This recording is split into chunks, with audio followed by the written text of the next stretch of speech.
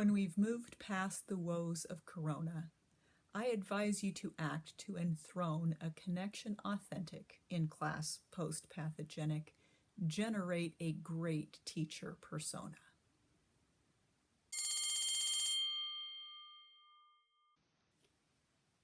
An excellent question that my first-year trainee teacher asked me was, so who do I want to be when I'm up in front of the class? When you're a teacher, you are on stage, quite literally. You are on a flat space in front of an audience who is focused, we hope, on everything you say, everything you do. And you are presenting. You are presenting information, but you are presenting it through the medium of yourself.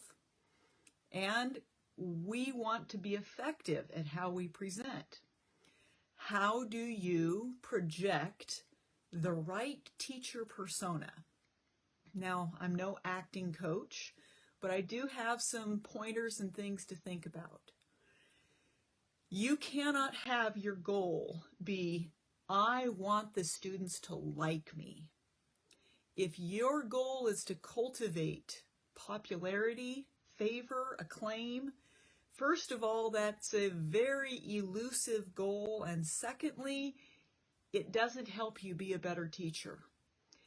Kids will like or dislike all kinds of people, and if your goal is their good opinion of your personality, you're going to inevitably run short on a lot of kids. Think about what your goal in that classroom is. I am a big fan of always understand the why. Why are you up there? Are you up there to be liked? No, you are up there to be listened to with attention, with honesty, and with critical thinking. So you need to present a person who invites those attributes from your students. The number one trait that you should seek to project in front of a class is authenticity. You want to be a real human being. You do not want to pretend to be something that you are not.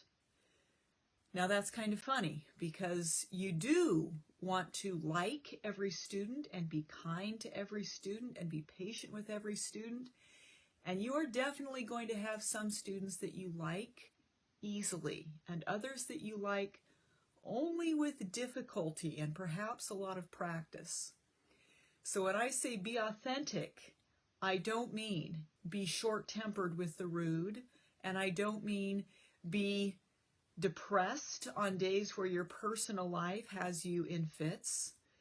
When I say be authentic, I mean be an honest version of your best self. Right behind authentic, I would put professional. You are a professional. You are skilled. You are educated. You are a model of the professional world for many of your students.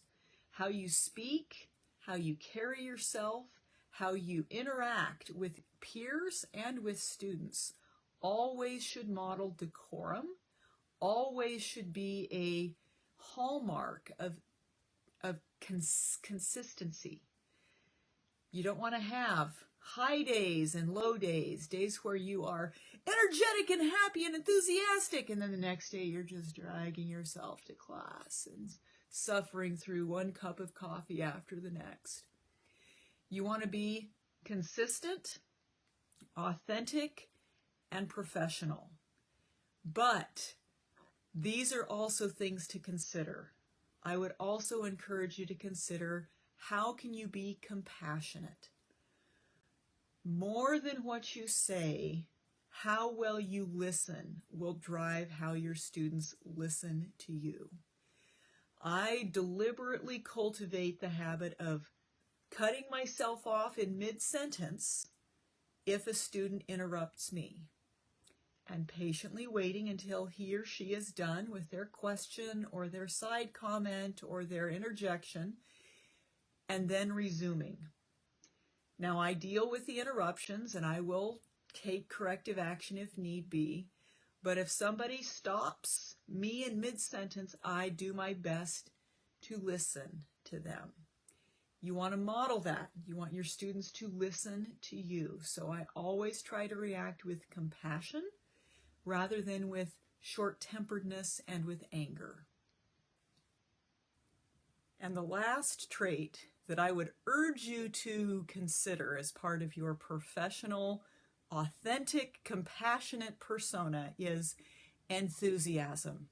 You want your students to be enthusiastic about learning, about your class, and about life.